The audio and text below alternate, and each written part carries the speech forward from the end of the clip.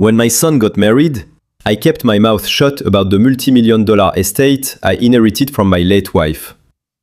It was the hardest secret I've ever kept, but thank God that I did. Because exactly 1 week later, my daughter-in-law showed up at my door with a notary and a smile that didn't reach her eyes. She thought she was tricking a senile old man into signing his life away. But she forgot one thing.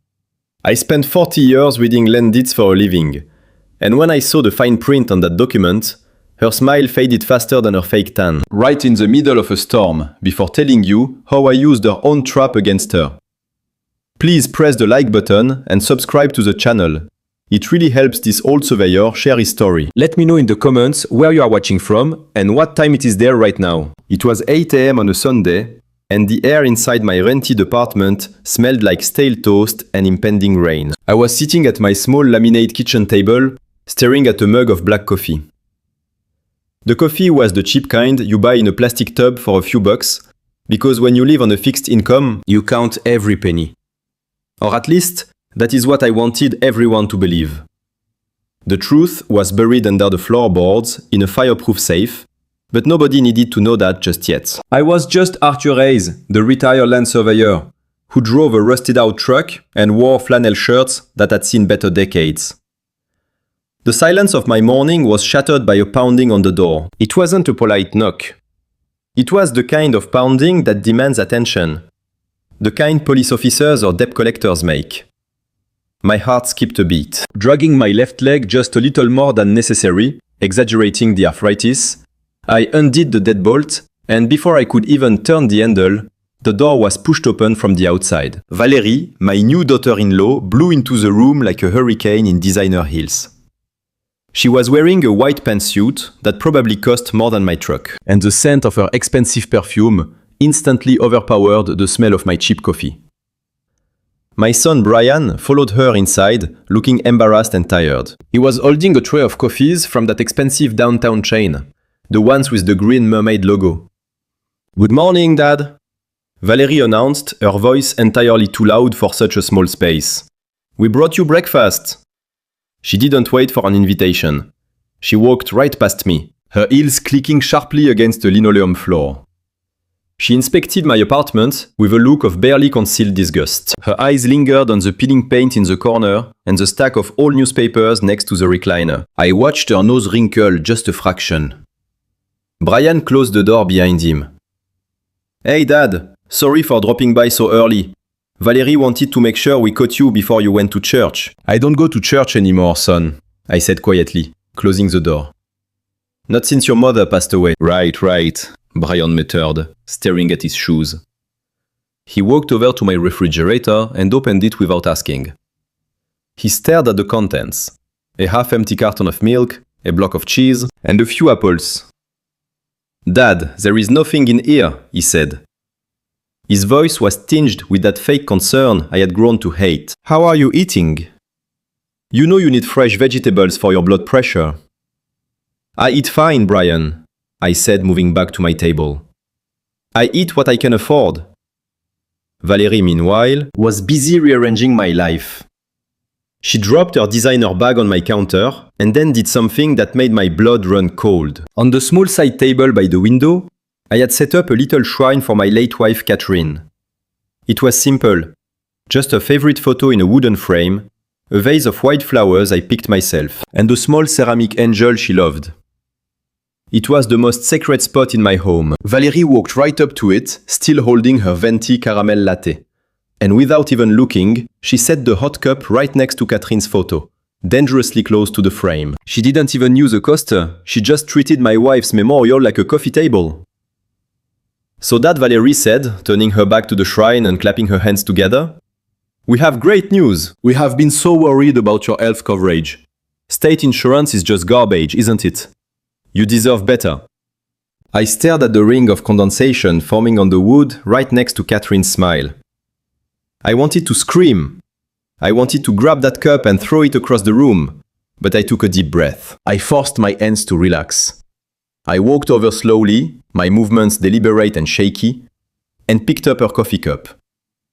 I wiped the watermark with my sleeve and set the cup down on a magazine instead. Valérie didn't even notice. She was too busy waving toward the hallway. Come on in, Brenda. A third person stepped into the apartment. A woman I hadn't noticed standing in the corridor. She was dressed in a grey business suit and held a leather briefcase. She looked professional, but her eyes were cold, calculating. She gave me a tight smile that looked rehearsed. "Who is this?" I asked, my voice raspy. "This is Brenda," Valerie beamed. "She's a friend of mine from the city. She works for the insurance company." "We pulled some strings, Dad. We found a loophole that can get you a platinum premium health plan, the kind that covers everything. Private rooms, specialists, in-home care, the works." Brian nodded enthusiastically from the kitchen. "Yeah, Dad, it is a really great deal. We just want to make sure you are well taken care of." I looked from my son to his wife, and then to the stranger with the briefcase, and my stomach twisted.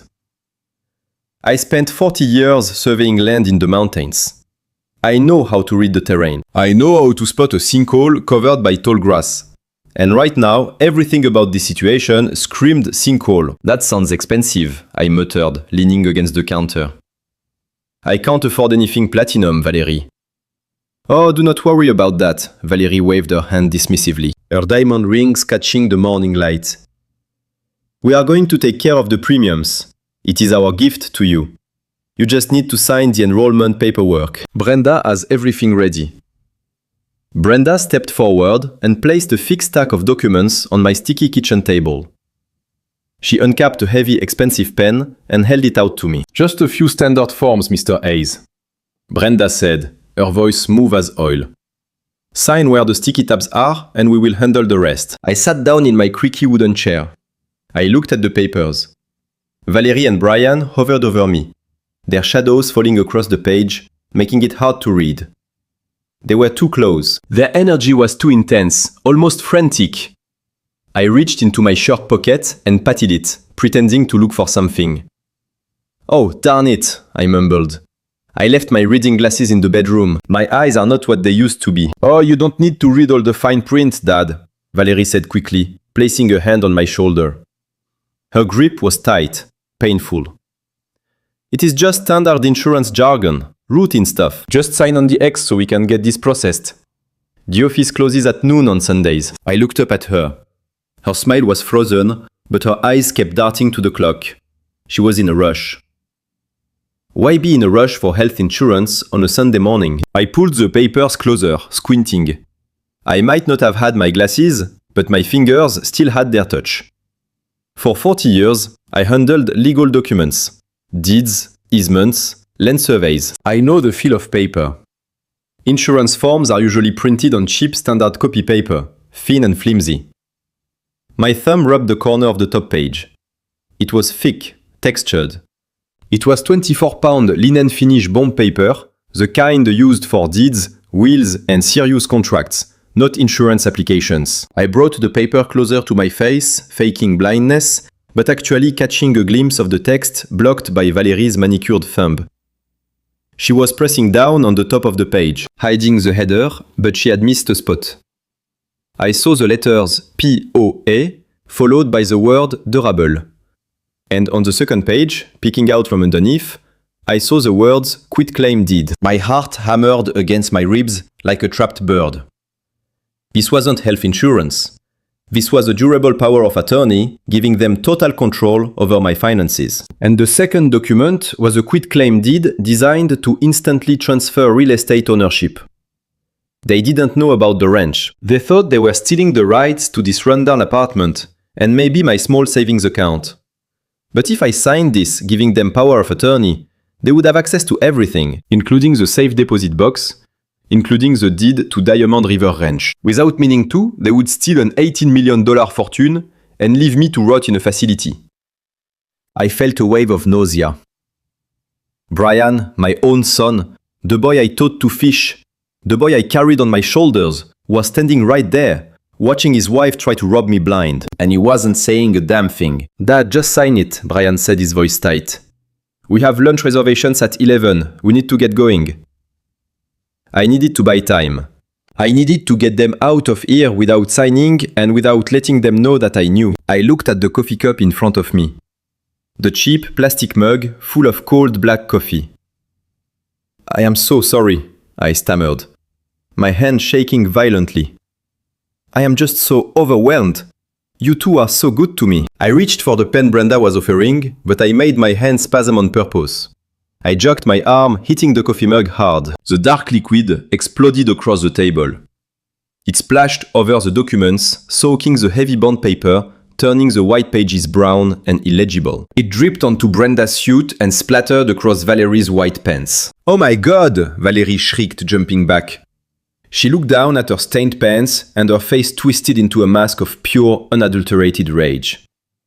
The sweet daughter-in-law act vanished instantly. "You clumsy old fool! Look what you did! These are Armani!" Brenda snatched the wet papers off the table, shaking them, but they were ruined. The ink was bleeding. The paper was soaked. "Dad, seriously," Brian groaned, grabbing paper towels. "What is wrong with you?" I stood up trembling, playing the role of the confused old man perfectly. Oh dear, I am so clumsy. I am so sorry. Let me help." "Get away from me," Valerie hissed, slapping my hand away. She looked at the ruined documents and then at me. Her eyes were narrow, hateful slits. There was no love there, no respect. Only predatory greed. "We can't use these," Brenda said, her voice freezing cold. "We have to reprint everything." Valerie took a deep breath, trying to regain her composure, but her voice shook with repressed violence. "Fine, we will go back to the office, reprint them. We will be back tomorrow." She leaned close to my face. The smell of her expensive perfume was now mixed with the scent of spilled coffee. It was nauseating. "We will be back tomorrow morning at 8 o'clock sharp, Dad, and you will be ready. You will not drink coffee, you will not lose your glasses. You will sit here and you will sign. Do you understand me? Do not make this difficult." It was a threat, plain and simple. Brian looked at me. Then he looked away, unable to meet my gaze.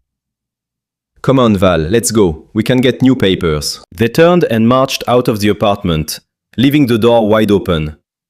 Valerie kicked the door frame on her way out. Brenda followed, looking annoyed at her wet sleeve. I stood in the silence of my apartment, listening to their footsteps fade down the hallway. I looked at the puddle of coffee on the table, dripping onto the floor. The brown stain looked like a scar. I walked over to the door and shut it, throwing the deadbolt. Then I slid the security chain into place. I walked back to the table and gathered the soggy mess of papers. I took them to the sink and ran the tap, washing the ink away until they were just balls of wet pulp. I wasn't shaking anymore.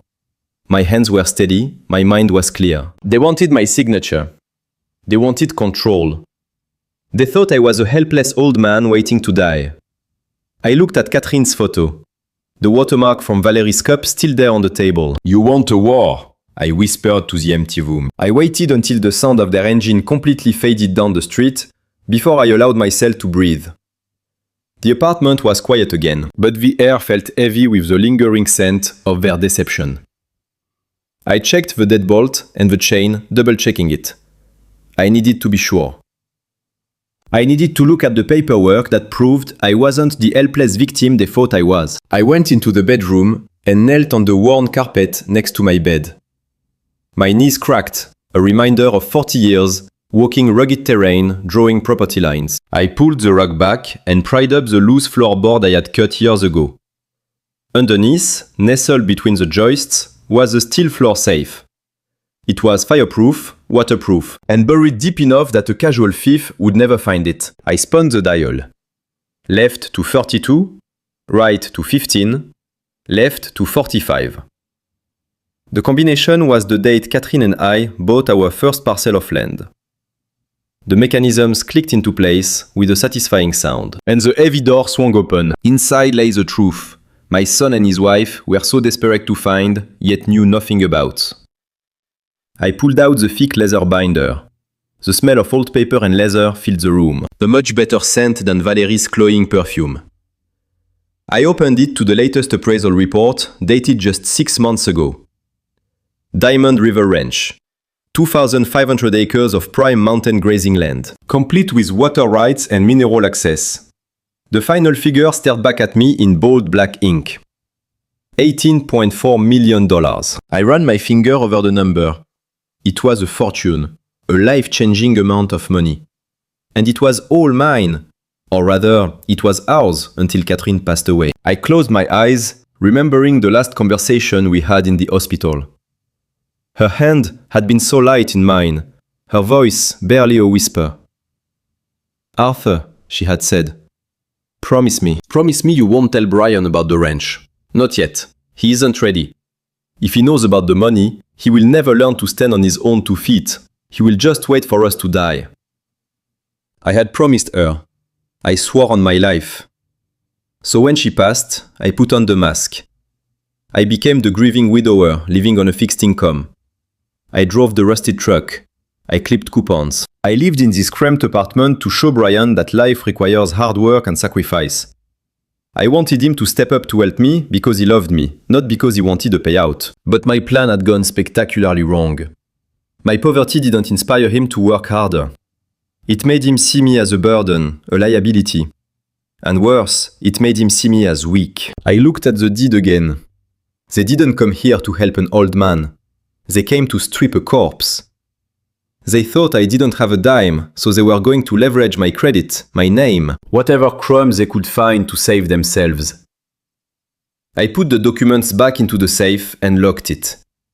The heavy click of the bolt sounded like a judge's gavel falling. I wasn't just a father anymore.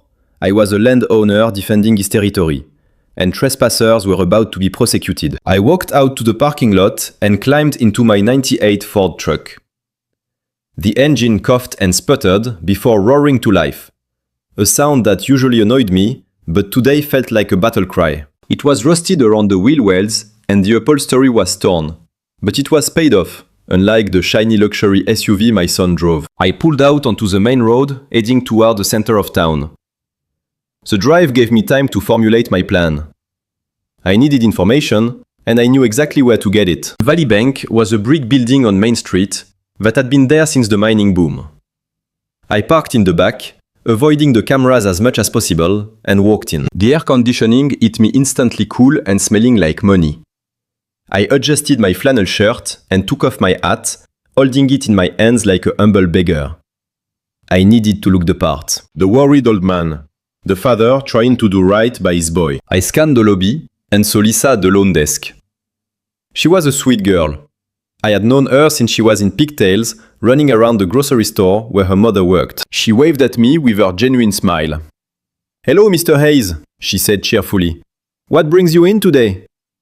"Need to make a withdrawal." I sat down in the chair across from her and let out a heavy sigh, letting my shoulders slump. I set my hat on the desk and looked at her with what I hoped were sad, tired eyes. "No, Lisa. Not today," I said, my voice low, almost a whisper. "I am actually here because I am sick with worry about Brian." Her smile faltered. "Is everything okay? Is he sick?" I shook my head. No, nothing like that. It is just, well, you know, I am not getting any younger, and I have been thinking about that little plot of land behind my apartment building. The one where I grow my tomatoes.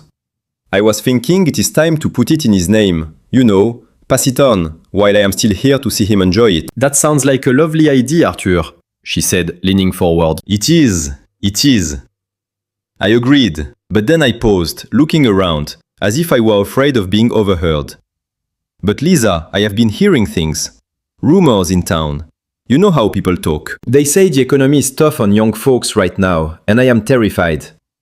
If I transfer that deed to him, and he is in financial trouble, creditors will just seize it, won't they? They will take my garden to pay his debts. I couldn't bear that, Lisa. That land means the world to me. Lisa looked sympathetic, but she leaned back slightly, her professional training kicking in. Arthur, you know, I can't discuss another customer's account with you. It is a privacy violation, even if it is your son. I know, I said, reaching out to pat her hand gently. I would never ask you to break the rules, but Lisa, remember, 10 years ago, I co-signed that auto loan for him. The one for that little red sedan. Doesn't that give me some standing? I just need to know if he's safe. I'm not asking for numbers. I just need to know if I'm making a mistake, if I am handing him a burden instead of a gift. Please, Lisa, I just want to protect him. She bit her lip looking at my weathered hands and then at my pleading face. She glanced around the lobby to make sure the manager was in his office.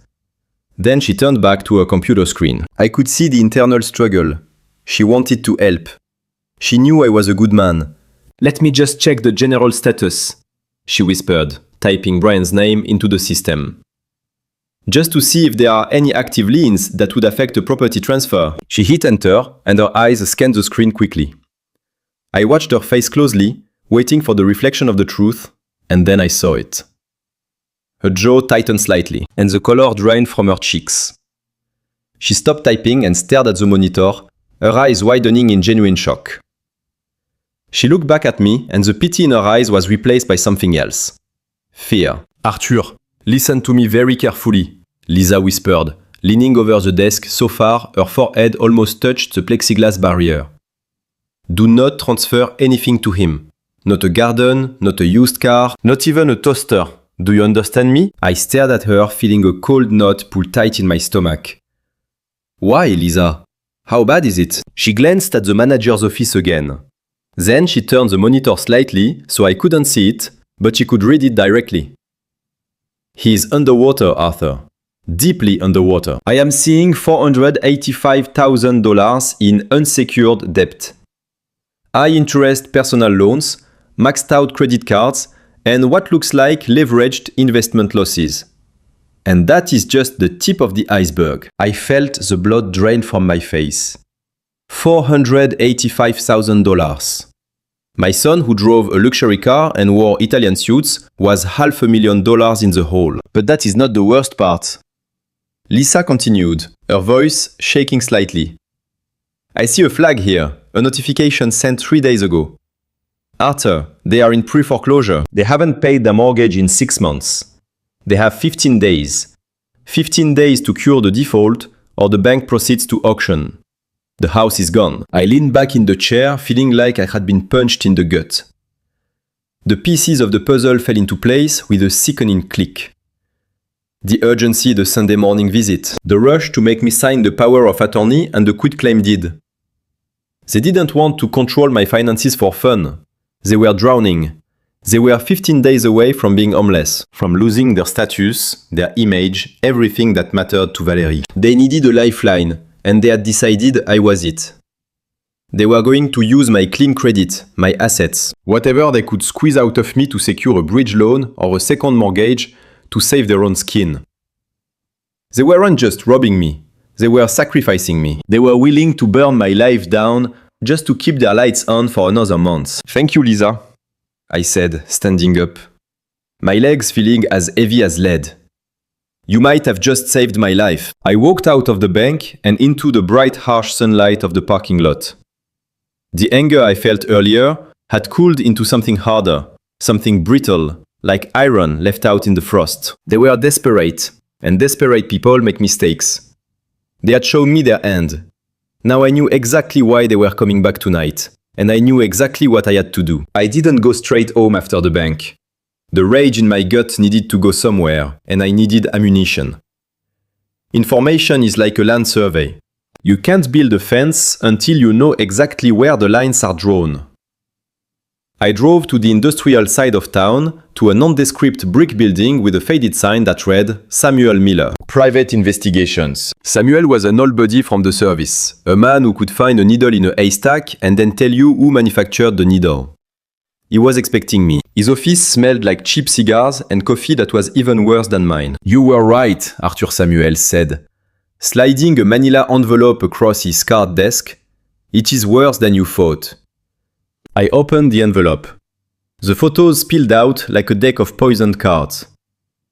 There were pictures of Valerie, not at charity galas like she claimed, but at casinos. There were receipts for designer bags that cost more than a car down payment, jewelry orders, and worst of all, records from the fertility clinic. She has been running a long con, Samuel said, leaning back in his chair, chewing on an unlit cigar. She got her tubes tied 3 years ago, Arthur. The procedure was voluntary. She told the doctor she never wanted kids, said they would ruin her figure. But she has been telling Brian they are trying. She has been billing his insurance for fertility treatments she isn't even taking. She's pocketing the cash reimbursements. I felt a cold rage settle into my chest. It was one thing to be greedy. It was another to play God with a man's legacy. Lying about the one thing Brian wanted more than anything, a family. And the debts. I asked, my voice steady. Samuel whistled low and long. They are drowning. The foreclosure is just the start. She has gambling debts in Vegas. She owes money to some loan sharks in the city. The party tonight isn't a celebration. It is a fundraiser. She is hoping to hook a rich investor or leverage your assets to pay off the sharks before they break Brian's legs. I looked at the photos one last time, memorizing the face of the enemy. She wasn't just a spoiled brat. She was a parasite, eating my son alive from the inside out. I grabbed the file and stood up. How much do I owe you, Samuel? Samuel shook his head, keeping his eyes on the desk. This one is on the house. Just make sure that when you drop the hammer, you drop it hard. I walked back out into the afternoon sun, clutching the file that would end her life as she knew it. I had the map. Now I knew where all the bodies were buried. Now I just had to dig the graves. I sat in the cab of my truck, staring at the phone like it was a loaded gun. I needed them to believe I was breaking. I needed them to think the fear of dying alone had finally overcome my pride. I dialed Brian's number and let it ring. When he answered, his voice was tight, anxious. I let my voice tremble just enough, a subtle vibrato of age and uncertainty. Brian, I said, letting a pause hang in the air. I have been thinking about what Valerie said about the insurance and the future. I don't want to be a burden, son. I don't want to be left behind. I heard him exhale a long sigh of relief on the other end. Dad, that is it. We just want to help you. It is for your own good. I know, I said, swallowing my disgust. I want to sign the papers. I want to get this over with. I can come over tonight, maybe for dinner. I don't want to do this alone in my apartment. The shift in his tone was instant electric. Of course, Dad. Valerie will cook. We will make it a special night. Just come over at 7. We will take care of everything. I hung up and I could practically hear the high fives through the disconnected line. They thought they had landed the big fish. They thought the pressure had worked. Back at their house, Valerie was probably already calculating how fast she could liquidate my assets. How fast she could turn my life's work into a reprieve for her vanity. They were preparing a celebration, a last supper for the old man before they wiped him clean. But they forgot that when you invite a wolf to dinner, you better make sure the cage is locked. I put the truck in gear and headed home to change. I needed to look my best for my performance.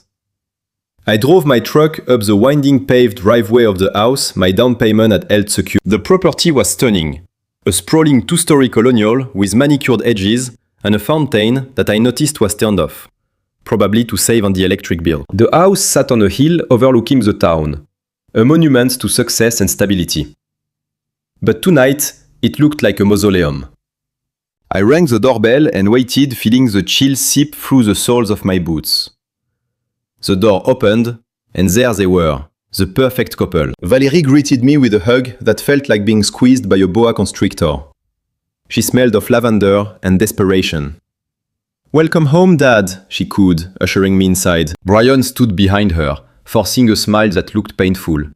His eyes darting around as if he expected the repo man to jump out of the bushes. I stepped into the foyer, and the first thing I noticed was the echo. Usually this house was cluttered with expensive decor, oversized vases, modern art pieces that cost more than my annual grocery budget. But now there were empty spaces on the walls. Pale squares where paintings used to hang. The console table where they kept their keys was gone, replaced by a cheap folding tray. They were liquidating. They were selling their life piece by piece to keep the illusion afloat. We moved into the dining room where the table was set with their wedding china, crystal glasses and silver cutlery. It was a display meant to intimidate, meant to remind me of the luxury I was supposedly being invited into.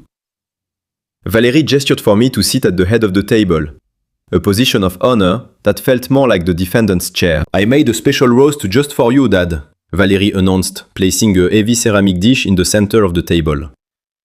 I spent all afternoon in the kitchen, slow cooking it with fresh herbs from the garden. I looked at the meat. It was cut into perfectly uniform rectangles, sitting in a pool of congealed brown gravy. I knew that gravy. It was the exact shade of the instant stuff you buy in a jar. And the meat had the distinct processed texture of a pre-cooked meal from the wholesale club deli section. She hadn't spent the afternoon cooking.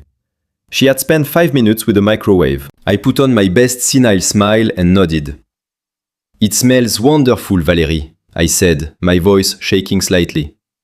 "You work so hard." We ate in tense silence, broken only by the scraping of silver on china. The meat was salty and dry, but I chewed it slowly, pretending it was the best thing I had ever tasted. I watched as they exchanged glances, silent signals passing across the centerpiece. Finally, Valérie put her fork down and leaned forward, her expression shifting into a mask of deep concern. "Dad, we need to talk about your living situation," she began, her voice dropping to a compassionate, breathy whisper. "After yesterday, after the coffee incident, Brian and I haven't been able to sleep. We are so worried about you." I looked up my fork halfway to my mouth. Worried. "Why?" "Because you are sleeping, Arthur," she said, using my first name for effect. "You are forgetting things. You are clumsy. You are living in that tiny apartment all by yourself, with no one to help you if you fall. It is not safe anymore. You are losing your grip on reality." Brian chimed in, his script clearly rehearsed. "Yeah, Dad. We think it is time to consider assisted living. We found this amazing place. It is called Golden Horizons. It is like a resort. They cook for you, they clean for you. You wouldn't have to worry about bills or maintenance ever again." I knew Golden Horizons. It was a state-funded facility on the edge of town, notorious for being understaffed and over-medicating its residents. It was a warehouse for the forgotten, not a resort. They weren't offering me paradise. They were offering me a prison cell, where I would be out of the way while they burned through my cash. I let my lower lip tremble. I dropped my fork onto the plate with a loud clatter, making them both jump. "I don't know," I stammered, playing the terrified old man. "I thought I was doing fine. Is it really that bad? Do you really think I am losing it?" Valérie reached out and covered my hand with hers, her nails digging into my skin. "It is that bad, Dad. You just don't see it because you are in the middle of it. But we see it. We love you too much to let you hurt yourself. We just want to take over the heavy lifting. Giving us power of attorney, letting us manage the assets, means we can get you the best suite in the facility. We just need you to trust us." I looked at Brian, my son. The boy who used to cry when he scraped his knee was staring at the tablecloth, refusing to meet my gaze. He knew exactly what they were doing. He knew they were gaslighting me, making me doubt my own mind, to steal my dignity and my fortune. And he was letting it happen. I slumped in my chair, letting my shoulders drop, making myself look small and defeated. "Maybe you are right," I whispered, staring at the fake roast. "I feel tired all the time. Maybe I'm not thinking clearly anymore. If you think it is best, then I trust you." Valérie's eyes lit up with predatory joy. "You trust us," she repeated, savoring the victory. "Then let's get those papers signed so we can secure your spot. Everything is going to be perfect, Dad. Just perfect." I excused myself from the table, muttering about my bladder and the long drive. Valérie smiled that same tight, predatory smile and pointed me down the hall towards the guest bathroom. I shuffled away, holding on to the wall for effect. But the moment the heavy oak door clicked shut behind me, my posture straightened. I locked the door quietly and knelt on the cold marble tiles. I knew this house better than they did. I had inspected the foundation before I handed them the down payment. I knew the contractor had cut corners on the ductwork, connecting the dining room to this bathroom, effectively creating an echo chamber through the air vent. I pressed my ear against the brass grate of the vent and held my breath. The voices came through clear and crisp, stripped of all the fake warmth and concern. "Oh my God!" Finally, Valérie's voice was no longer a coo. It was a jagged laugh. "Did you see him eating that slop? He is really gone, Brian. He has no idea what is going on. I pressed my ear harder against the cold metal, waiting for my son to defend me. To say something, anything. It feels wrong, Val Brian said, his voice low and shaky. Do we really have to use the state facility? I checked the reviews for the indigent ward at Golden Horizons. They are terrible. Dad might not last 6 months in there. Good, Valerie snapped, and the cruelty in her voice hit me like a physical slap.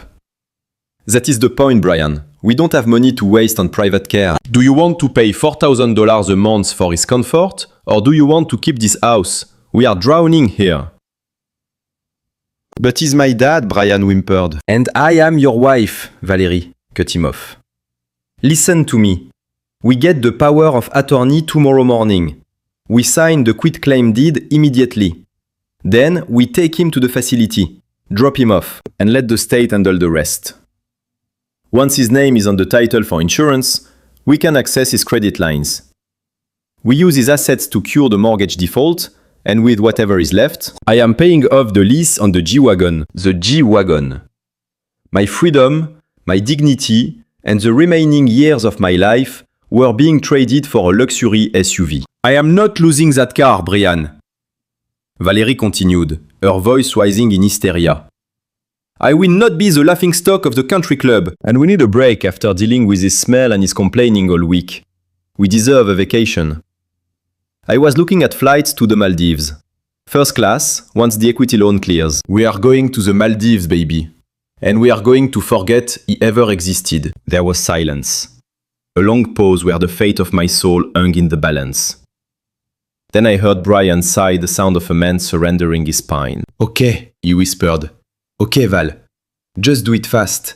I don't want to watch when they take him away. I pulled away from the vent and sat back against the vanity cabinet. The cold porcelain of the sink pressed into my back, but I barely felt it. Tears pricked at my eyes, hot and stinging. I had expected greed. I had expected selfishness.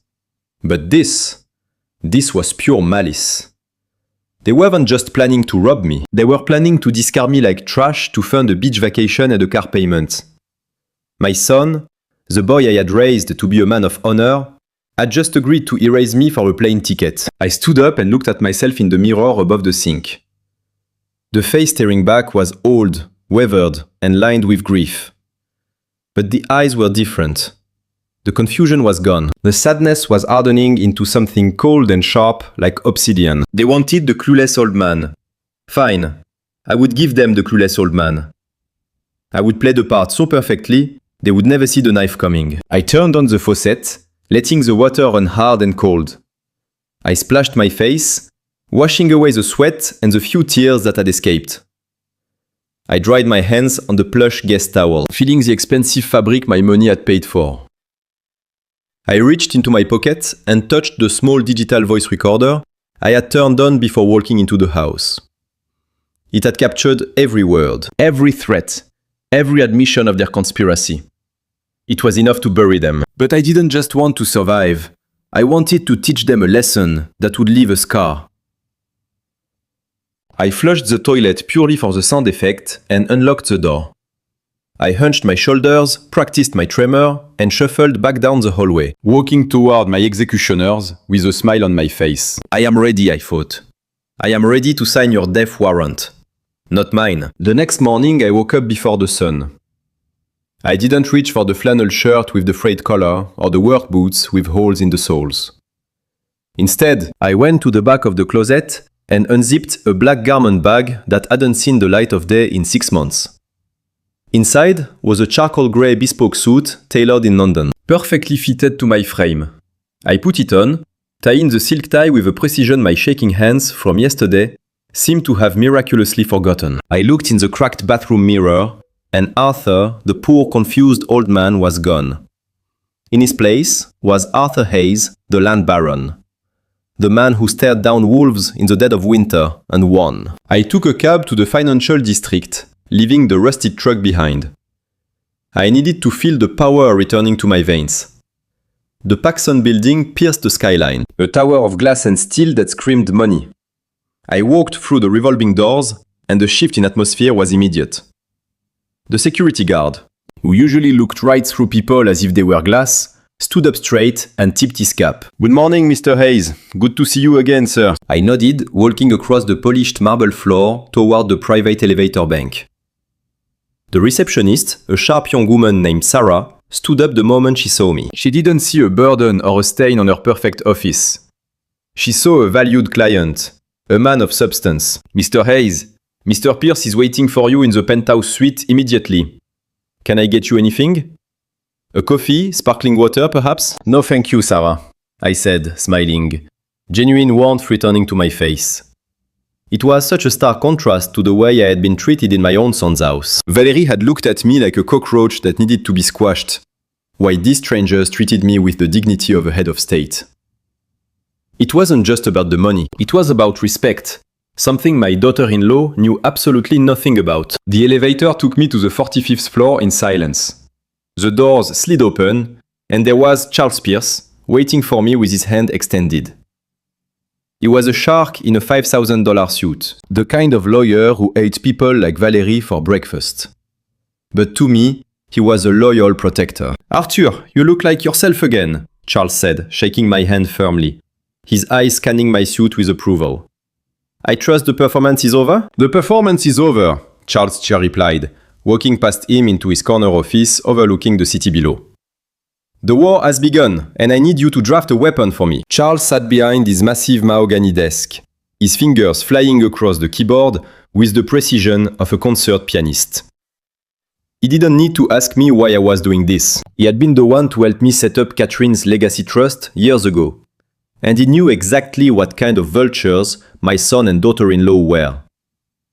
We weren't just writing a legal document. We were building a bear trap, and we were going to bait it with the one thing Valerie couldn't resist: easy money. I leaned forward, resting my elbows on the polished wood, and watched the words appear on the large monitor on the wall.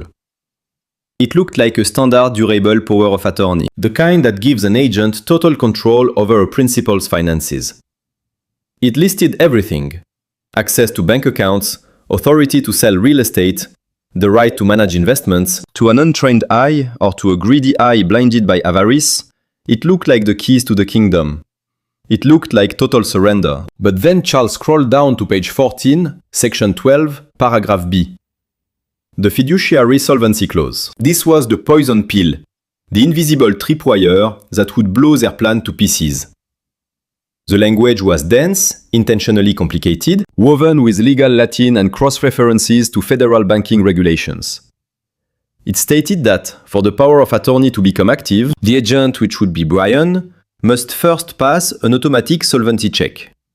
It required the agent's debt-to-income ratio to be below a certain threshold, and that they have no active delinquencies or pre-foreclosure notices on their record. If the agent failed this check, the document not only became void, but it triggered an automatic protection protocol. Charles looked up at me, a wolfish grin spreading across his face. "Here is the beauty of it," Arthur Charles said, tapping the screen. "The moment they try to use this document at the bank, the system will run a credit check on Brian, because he is asking for fiduciary power. When the system sees his $400,000 in bad debt, and the foreclosure notice, it will not only deny him access, but it will flag him as a financial predator under the Elder Abuse Prevention Act.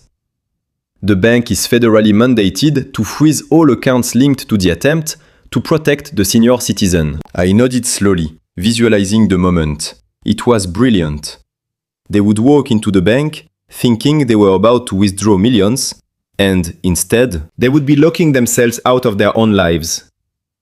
They would trigger an immediate audit of their own finances. And because the document also authorized the bank to secure assets to cover potential fraud liability, the bank would likely move to seize whatever liquidity Brian had left. "It is a self-executing sentence," I said quietly, reading the clause one more time. They pull the trigger and the gun fires backward. Exactly. Charles confirmed hitting print on the document. The sound of the printer whirring filled the room like a drum roll. And because Valerie is so arrogant, because she thinks you are just a foolish, senile old man, she will never read past the first page. She will see the words, "power of attorney," and stop reading. She will be so busy counting her chickens, she won't see the fox standing right in front of her. I took the warm pages from the printer tray. The paper felt heavy, substantial. It was 24-pound linen bond paper, just like the fake ones they tried to make me sign. But this one carried the weight of the law. This one was a weapon. I signed the bottom of the last page. My hand steady and strong. I wasn't signing away my rights. I was signing their eviction notice. I looked at Charles and set the pen down. It is done, I said. The trap is set.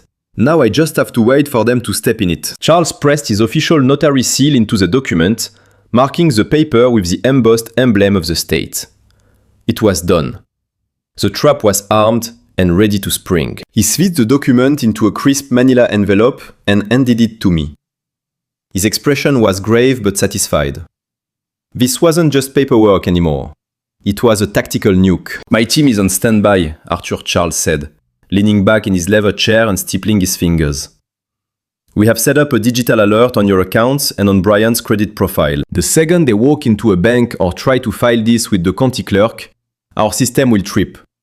We will get an instant notification. And my associates are prepared to step in with the sheriff's department. If things get volatile regarding the eviction, you don't have to lift a finger. I took the envelope, feeling its weight. It was lighter than the deed to the ranch, but far more dangerous. I knew exactly what I had to do next.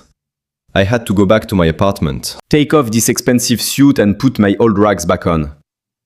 I had to hunch my back, dim the intelligence in my eyes, and become the prey one last time. They are throwing a party tonight, I said, slipping the envelope into my jacket pocket.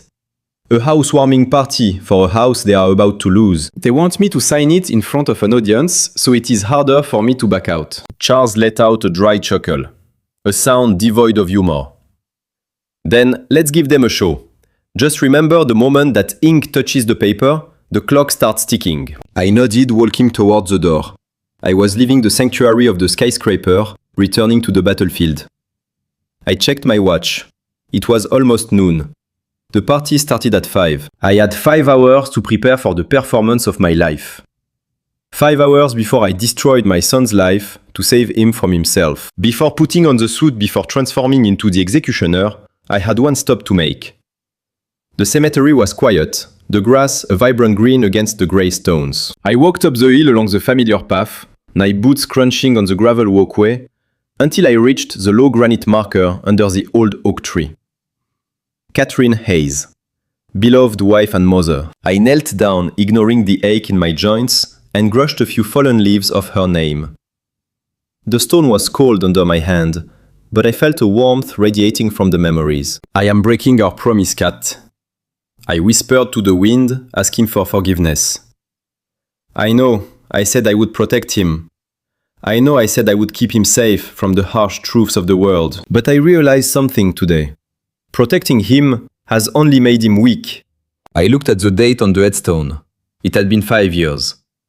5 years of watching Brian drift further and further away. 5 years of watching that woman isolate him, strip him of his confidence, and turn him into nothing but a wallet with a pulse. I have to break him, I said, my voice cracking slightly. I have to let him hit rock bottom. I have to let him lose everything. The house, the cars, the fake friends. Because if I don't, he's going to lose his soul, and I can't let that happen. I can't let her take the last good part of you that lives in him. A gust of wind rustled the leaves of the old oak tree almost like a sigh. I took it as permission. I stood up, brushing the dirt from my knees and the tears from my eyes. The hesitation was gone. The guilt was gone. I wasn't going to that party to destroy my son. I was going there to save him.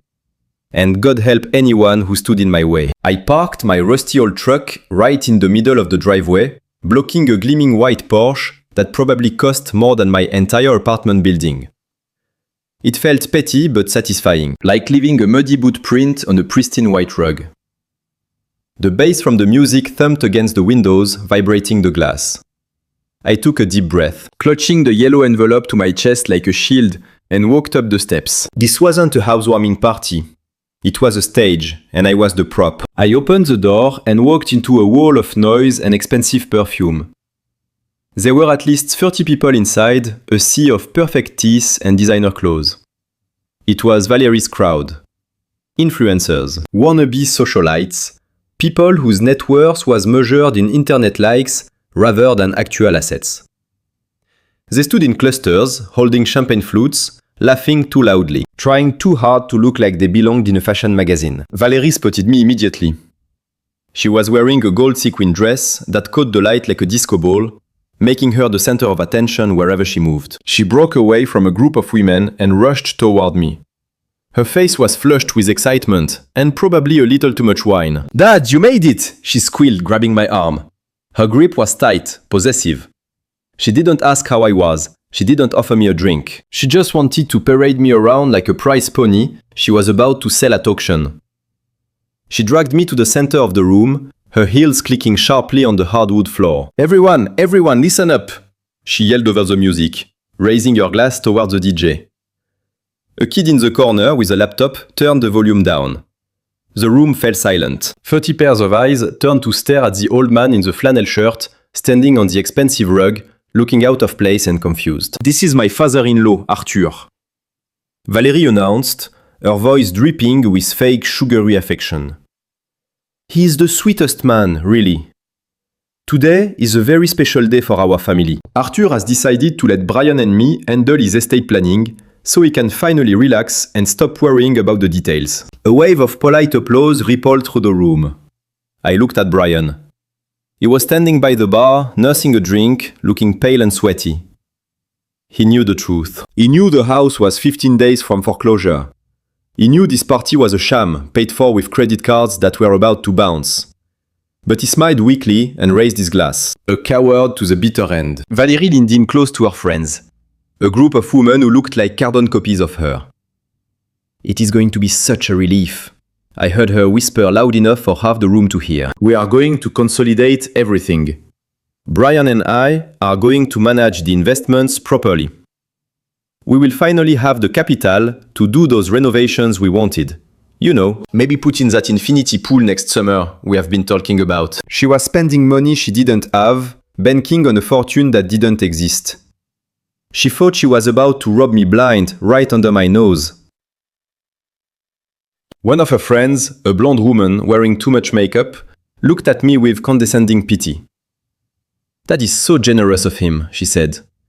"Most older people cling to their money until the bitter end. It is sweet he trusts you guys like that." "Oh, Arthur knows it is for the best," Valerie said, winking at me, a gesture that felt more like a threat. "He knows family comes first, right, Dad?" I looked at her. Really looked at her. Beneath the makeup and the sequins, I saw the desperation. She was terrified. She was standing on the edge of a cliff, dancing, hoping that if she danced fast enough, gravity wouldn't notice. She needed this signature just to breathe. "That is right," I said, my voice cracking perfectly playing the part. I clutched the envelope tighter. "Family comes first, you see," Valerie beamed, turning back to the crowd triumphantly. "He is ready. Let's do this now, while everyone is here as witnesses. It is a celebration after all." She clapped her hands, signaling to a man sitting quietly in the corner. This time, she had brought a real notary. A man with a stamp and a logbook. She wasn't taking any chances. She wanted this ironclad public and irreversible. She had set the stage for her victory lap, but she didn't know she was standing on a trapdoor. The notary, a man named Mr. Monroe, with a face as blank as a drywall, cleared a space on the dining room table, pushing aside a platter of untouched caviar that probably cost more than my monthly rent. The room went quiet. The music turned down low as the guests crowded around, forming a tight circle of expensive cologne and anticipation. They were watching a spectacle. The transfer of power. The moment the old lion finally surrendered to the young hyenas. Valerie guided me to the chair, pushing down on my shoulders until I sat. The wood felt hard against my spine, reminding me of the rigidity of the law. I reached into my jacket pocket and pulled out the yellow envelope my lawyer Charles Pierce had prepared. The sound of the paper sliding out was loud in the quiet room. "Is that it?" Valerie asked, her eyes darting to the thick document. She didn't ask if I had read it or if I understood it. She just wanted to know if it was legal. "It is the paperwork," I said, my voice shaking with feigned weakness. I had it drafted just like we discussed. It gives Brian full authority over my accounts, my property, everything. It is what you wanted, isn't it? Valérie snatched the document out of my hand, skimming the pages for a fraction of a second. Her eyes scanned the headers. Durable power of attorney. Asset assignment. She saw the words she wanted and stopped looking. She didn't see the density of the paragraphs or the specific clauses regarding solvency buried in the middle. She was too drunk on victory to look for the poison. Perfect, she breathed, slapping the document down in front of the notary. This looks standard. Just show him where to sign. The notary adjusted his glasses and pointed a thick finger at the bottom of the page, right next to the gold seal. Right here, Mr. Hayes. And initials here and here. I picked up the pen. My hand was shaking, not from age or illness, but from the pure adrenaline of the moment.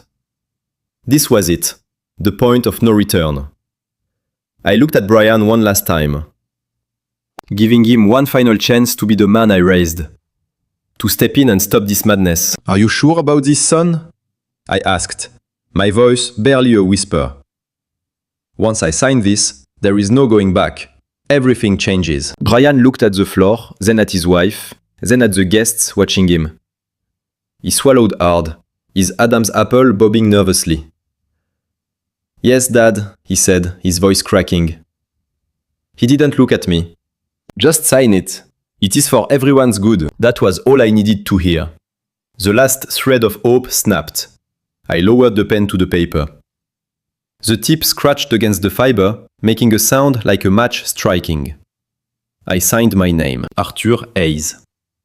The letters were shaky, crooked. The signature of a man losing his grip on the word. Or so it seemed. In reality, it was the signature of a judge handing down a verdict. Done, I said, dropping the pen. Valérie didn't wait for the ink to dry.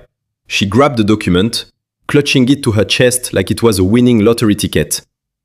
She let out a squeal of delight that pierced the air, jumping up and down in her sequin dress. We did it, she screamed, turning to her friends. We really did it! She pulled out her phone immediately, unlocking the screen and opening her social media app. She held the phone up high, angling it so the camera caught her face, the party guests, and the document in her hand. She hit the live button and her face morphed into that perfect plastic influencer smile. Hey guys! She chirped to the screen, waving the power of attorney like a trophy.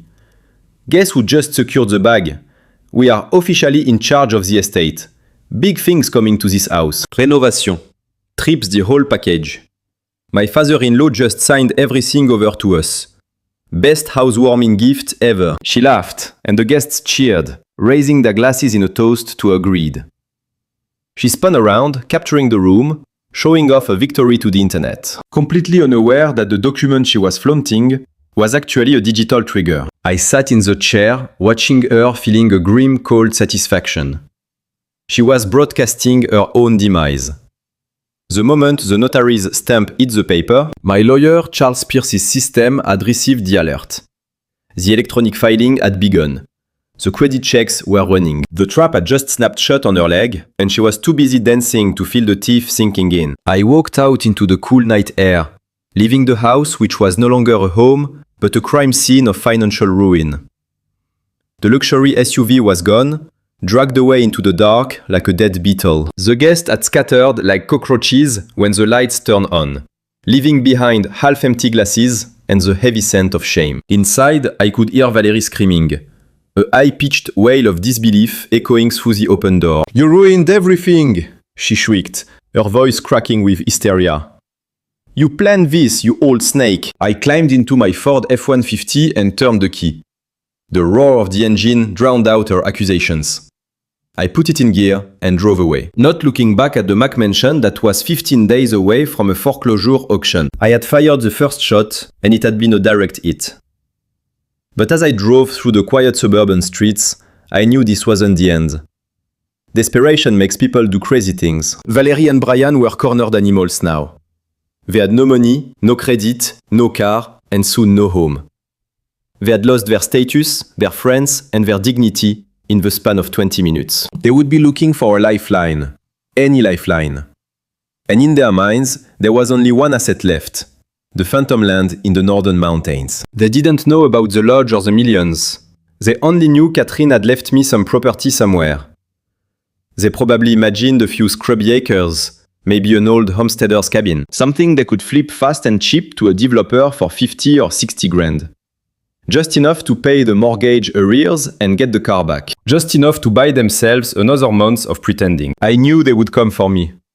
I knew they would demand to see the land, to sell it behind my back. And I was counting on it.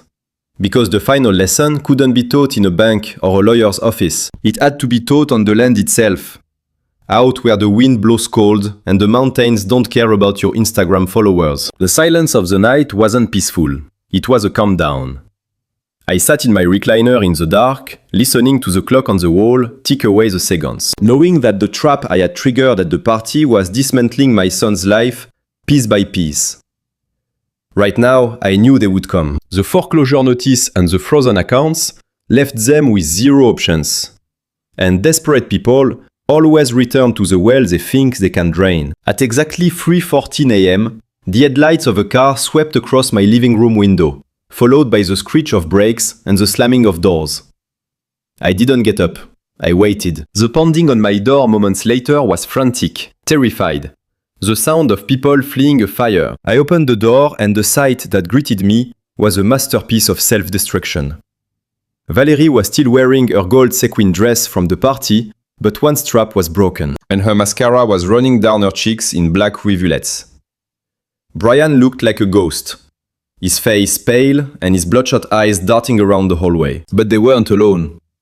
Behind them, clutching a battered briefcase, was a short, sweaty man in a suit that was 2 sizes too big and shiny from cheap fabric. He smelled of stale cigarette smoke and desperation. "This is Bradley," Valerie hissed, pushing her way into my apartment without even waiting for an invitation.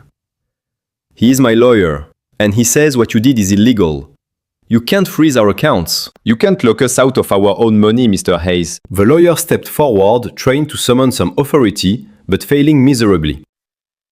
"I am representing your son and daughter-in-law in this conservatorship matter. We are prepared to file an emergency motion for elder abuse and financial manipulation, unless you release the assets immediately." I looked at Bradley, then at Valerie. I almost laughed. Elder abuse. They were threatening me with the exact crime they had tried to commit hours earlier. "You can file whatever you want," I said, my voice calm and steady. "But given that my attorney, Charles Pierce, has already filed suspicious activity reports with the Federal Banking Commission, I think your emergency motion might struggle to get past the fraud investigation." Bradley turned pale. The name Pierce clearly meant something to him. He took a half step back, his arrogance deflating instantly. Valerie saw her lawyer crumbling and shoved him aside, invading my personal space. Her eyes were wild, feral. "You think you are so smart, old man. You think you won. Well, you forgot something. We know about the land." I kept my face impassive, though my heart skipped a beat. "The land Bradley ran a nationwide asset search while we were driving over here." She spat, waving a crumpled piece of paper in my face. "You have a deed registered in the mountains under your and Catherine's names. Diamond River. We know you hold property." She didn't know what it was. She only knew it existed. In her mind, it was probably a few scrubby acres, maybe an old shack. Something she could flip for $50,000 to pay the mortgage arrears and get the Porsche back. She had no concept of the scale. "It is nothing, Valerie," I said, letting my shoulders drop, feigning defeat. "It is just brush in the middle of nowhere, dirt and rocks. It has been sitting there for years. It is not even worth the gas money to drive up there." "I don't care if it is worth $10, she screamed, her voice cracking. "We are going to sell it. Bradley says we can do a hardship liquidation. We are going up there right now. And you are going to sign the transfer so we can get a cash advance." Now Brian spoke up, his voice hoarse. "Dad, please. We have nowhere else to go. The bank locked down the house an hour ago. We are on the street." I looked at my broken, pleading son, ready to sell his mother's legacy for a quick fix. I felt a cold determination harden in my chest. They wanted the land. Fine. I would show them the land. I would show them exactly what they were throwing away. "You want to go to the mountains?" I asked quietly. You want to drive 8 hours to sell a patch of dirt. Grab your keys, Valerie East. We are leaving now. Bradley is coming to notarize the sale on site. I grabbed my keys off the hook and my coat. I looked at the three of them. The greedy daughter-in-law, the cowardly son, and the sleazy lawyer. They thought they were bullying an old man into submission. They had no idea they were demanding a front row seat to their own judgment. Fine, I said, opening the door. Let's go. But don't say I didn't warn you. The mountains do not forgive people who don't respect the ground they walk on. We walked out into the cold night air, and I unlocked the Ford F-150. It was going to be a long, cramped ride, stuffing 4 people into a cab meant for 3. But as I turned the ignition, I felt a grim satisfaction. The road to hell was paved with greed, and I was driving the bus. The cab of the truck was never designed for 4 adults, especially not 4 people who despised each other. The air grew thick and stagnant, a toxic stew of Bradley's stale cigarette smoke, Valerie's cloying perfume, and the sharp metallic tang of nervous sweat. I kept my eyes on the road, the white lines flashing by like a metronome, counting down the minutes to their destruction. Valerie sat in the middle seat next to me, her shoulder digging into mine every time we hit a bump. She didn't stop talking for 8 hours. You are a jinx, Arthur. She spat, her voice a low, constant drone of venom. Ever since you came into our lives, everything has gone wrong. We were fine until you started meddling. You are a bad omen, a curse walking around in flannel. You ruined the party. You ruined our credit. And now you are dragging us to the middle of nowhere to sell some worthless dirt just to fix the mess you made. I didn't say anything. I just tightened my grip on the steering wheel. The accusations were laughable. She was the one who spent money she didn't have. She was the one who tried to rob an old man. Yet somehow in her twisted mind, I was the villain for defending myself. She needed a scapegoat, and I was the only one in the room. Bradley the lawyer groaned from the back seat, wedged in next to a silent Brian. My back is killing me, Mr. Hayes. Can't we stop for food? I haven't eaten since yesterday. We are not stopping, Valerie snapped, cutting him off. We are driving straight through. I want to get this over with. I want to sign the papers, get the cash, and get back to civilization before I catch whatever disease is in this truck. Look at this upholstery. It is disgusting. Just like your apartment, Arthur. Just like your whole sad little life. Brian sat with his head against the window, saying nothing, watching the landscape shift from city sprawl to open plains.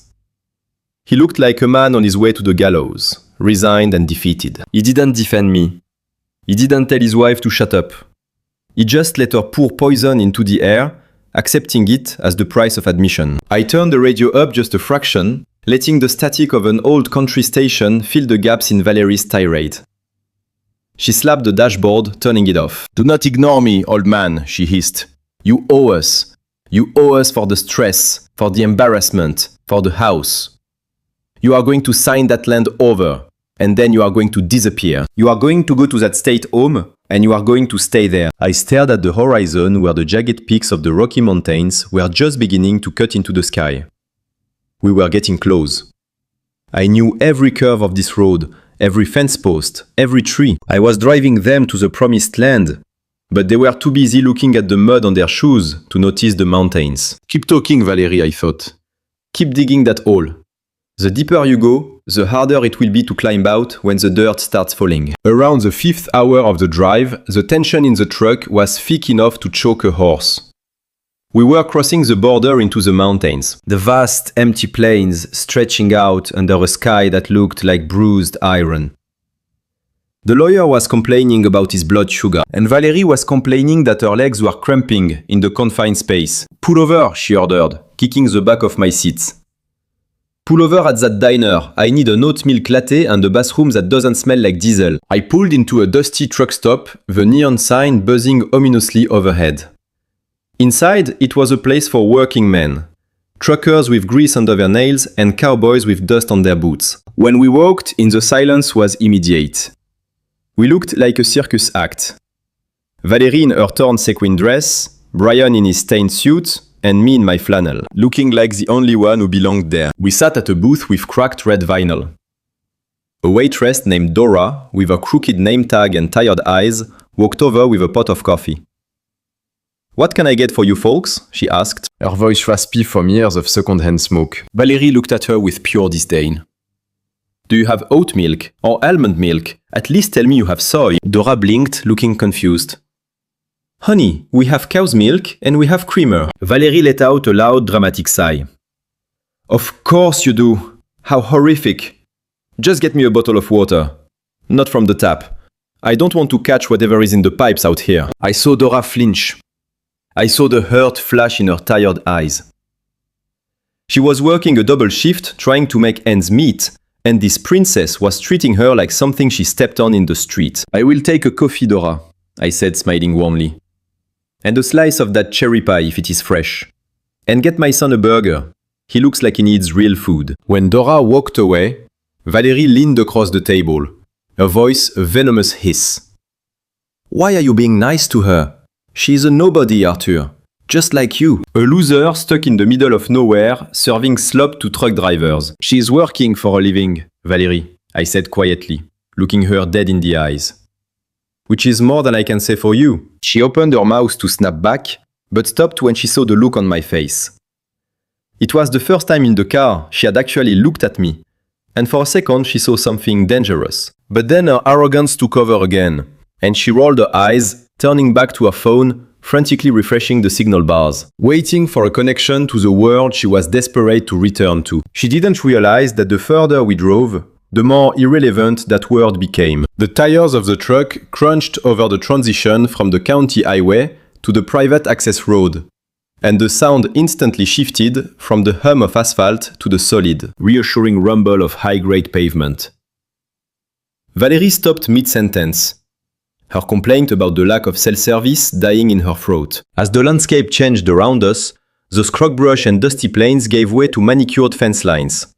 Miles of white vinyl rails stretching as far as the eye could see, outlining boundaries that screamed money, not poverty. We rounded the final curve past a massive granite outcropping, and there was the entrance to Diamond River Ranch.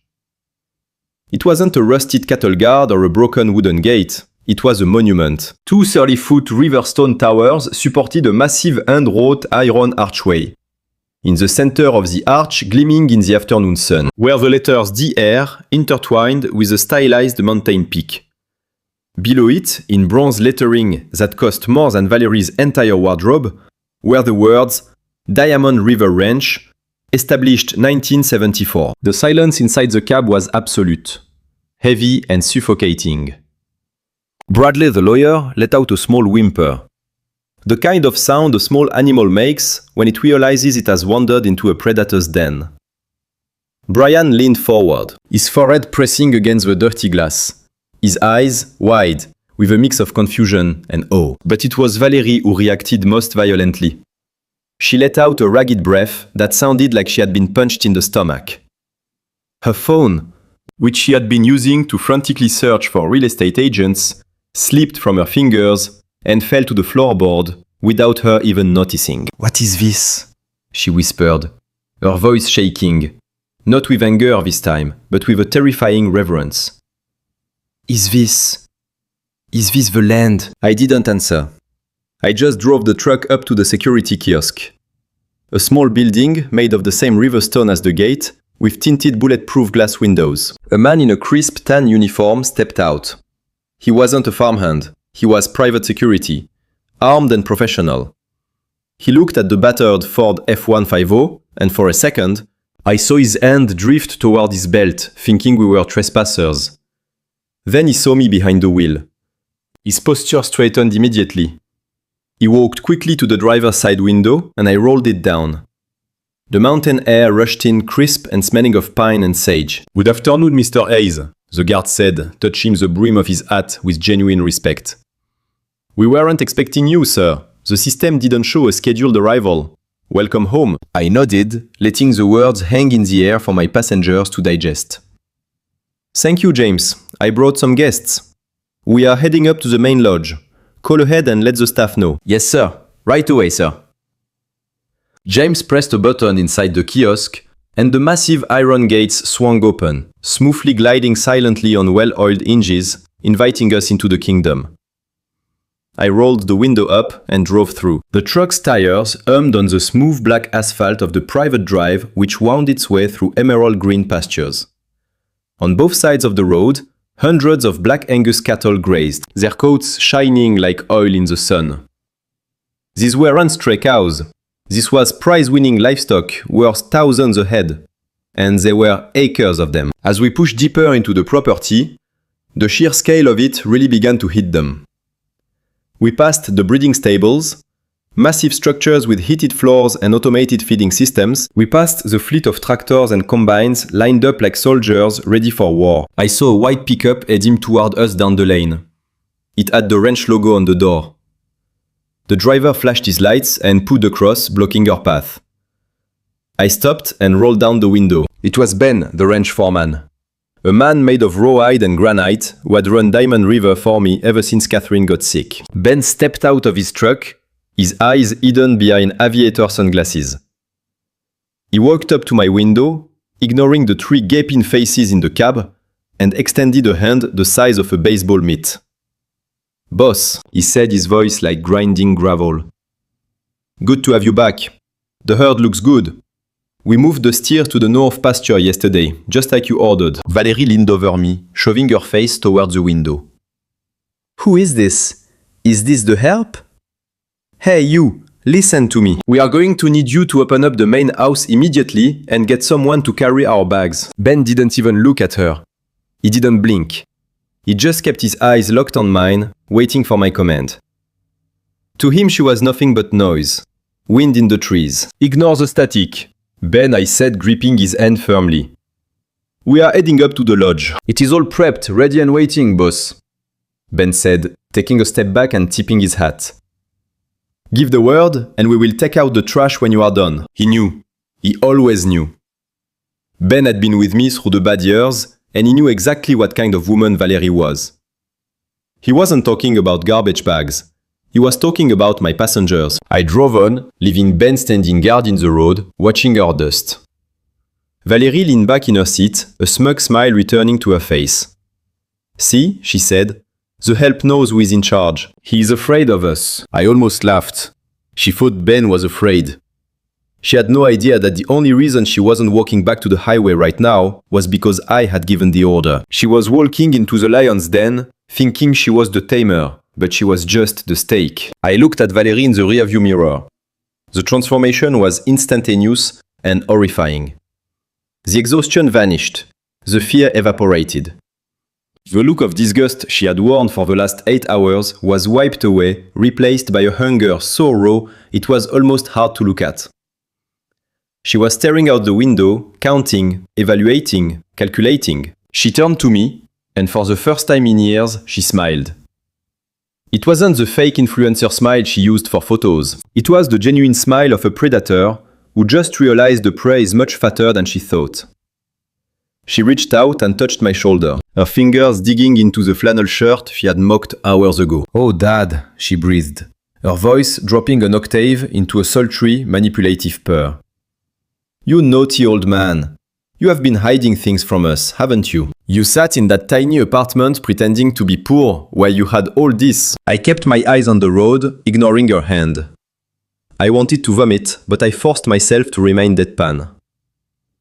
"It is just dirt, Valérie," I said, playing the game one last time. "Just dirt and cows." "It is a gold mine," she corrected, laughing with a bright, hysterical sound. She leaned back against the seat, closing her eyes as if picturing herself lounging by a pool that didn't exist yet. "Brian, look at this. We are rich. We are going to be so happy here. I can see it now. We will renovate the main house. We will bring my friends up on the weekends. This is it, honey. This is the life we deserve." She was already moving in. She was already redecorating. She thought the power of attorney I signed, the one that had frozen her husband's assets, was the key to this kingdom. She thought she had just inherited the earth. She had no idea she was about to walk into her own execution. I parked the truck in front of the main lodge, a 3-story structure of timber and glass that commanded a view of the entire valley. Valerie didn't wait for the engine to cut. She threw the door open and bolted out, her heels slipping on the gravel, running up to the massive oak doors like a child running to a Christmas tree. Brian followed, stumbling a bit, staring at the house with a mix of fear and awe. He remembered this place from his childhood, vague memories of summer vacations. But he never understood what it meant. He never understood the value. I walked up the steps slowly. Bradley, the lawyer, trailed behind me, panting from the exertion, clutching his briefcase like a life preserver. Valerie was already inside. I heard her voice echoing in the great room. Oh my God, Brian, look at this fireplace. It is massive.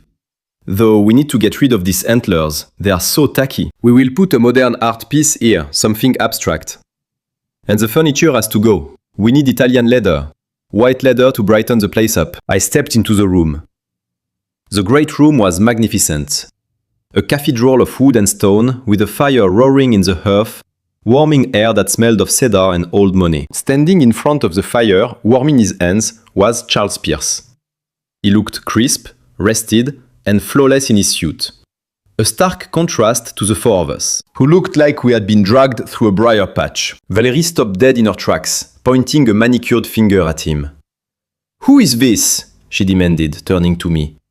"Is this the concierge? Tell him to get us some drinks. Dad, we are parched." Charles turned around slowly, a thin smile playing on his lips. He didn't look at Valerie. He looked at me and nodded. "Good afternoon, Arthur. The helicopter ride was quite smooth. We beat you by about 4 hours. I took the liberty of preparing the documents." Valerie froze. The word helicopter hung in the air. She looked from Charles to me, and for the first time she noticed that I was no longer slouched. I was standing straight, my chest out. My eyes clear and cold. I walked past her, ignoring her demand for drinks, and stood next to the fireplace. I rested my hand on the mantel, claiming my domain. "Sit down, Valerie," I said, my voice low but filling the room. "The performance is over." "What? Performance?" She stammered, looking confused. "Are you senile?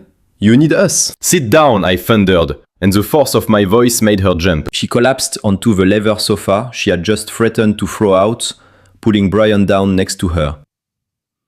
Charles opened the leather folder on the coffee table. "This is the last will and testament of Catherine Hayes." He began, his voice professional and dry. "And the current asset valuation of the Diamond River estate." He slid a single sheet of paper across the table toward them. Valerie leaned forward, her greed overcoming her confusion. She read the bottom line and her eyes bugged out. 18 million, she whispered. Her voice shook. $18.4 million. This place is worth $18 million. She looked up at me and the adoration in her eyes was sickening. It was the look of a cult member staring at their leader. "Oh, Dad," she breathed. "We are saved. We are rich. We can pay off everything. We can buy the island." She reached out for the paper, her hands trembling, thinking she had won, thinking the game was over. But she forgot she wasn't the player. She was the piece, and I was about to wipe her off the board entirely. Valerie reached out, ready to snatch the future she believed she deserved. But I slammed my hand down firmly on the file, snapping it shut with a crack that echoed like a gunshot in the quiet room. "You are not listening, Valerie," I said, my voice steady and cold. "This is a conditional trust, and the condition is character." I turned to look at my son. Brian was staring at the floor, unable to meet my eyes. "The trust stipulates that the beneficiary must demonstrate financial responsibility and moral integrity toward the elders of the family." I pulled a small black voice recorder from my pocket and set it on the table between us. I hit the play button, and their own voices filled the room. Teeny, but unmistakable. "We will drop him at the state home the recording played." Valerie's voice dripping with malice. "I need the money for the G-Wagon. We will let the state handle him." Brian flinched like he had been struck. Valerie went pale, the blood draining from her face, leaving her looking like a wax doll. "You failed the test," I said simply. "You conspired to throw me away like trash to fund a vacation. You proved that you value luxury over blood. And because of that, under the terms of the Catherine Hayes Trust, you are disinherited. You get nothing, Brian. Not a house, not a land, Not a single cent. The silence that followed was heavy, suffocating. Brian put his head in his hands, beginning to sob. A low, broken sound. But Valerie wasn't crying. She was panicking. She looked around the room, her eyes darting like a trapped animal, looking for an exit, looking for a weapon. She realized her charm, her bullying, her legal threats were useless. She needed a nuclear option. Suddenly she clutched her stomach, her face twisting into a mask of anguish. "You can't do this," she screamed, her voice high and piercing. "You can't cut us off, Arthur. I am pregnant." Brian looked up, his tear-stained face full of shock. "You are," he babbled. "Since when?" "Since last week," Valerie lied, her eyes filling with fake tears. "We were going to surprise you, Dad. You can't starve your own grandchild. You can't let your own flesh and blood be born on the street." It was a good performance, almost convincing. She was banking on my sentimentality, banking on the idea that the promise of a new generation would wash away their sins. But she forgot that I had hired the best private investigator in the state. I didn't blink. I reached into the briefcase Charles had brought and pulled out a thick medical file. I tossed it onto the coffee table, where it slid across the polished wood and stopped right in front of her. "Stop it, Valerie," I said, my voice devoid of emotion. "Open it. Page 14. She stared at the folder, her hands shaking, refusing to touch it. I said, "Open it," I commanded. She flipped the cover open and stared at the highlighted text. "According to your medical records from the Highland Clinic, you underwent a voluntary tubal ligation 3 years ago," I said, reading the summary from memory. "You told the doctor you never wanted kids because they would ruin your figure. You are not pregnant, Valerie.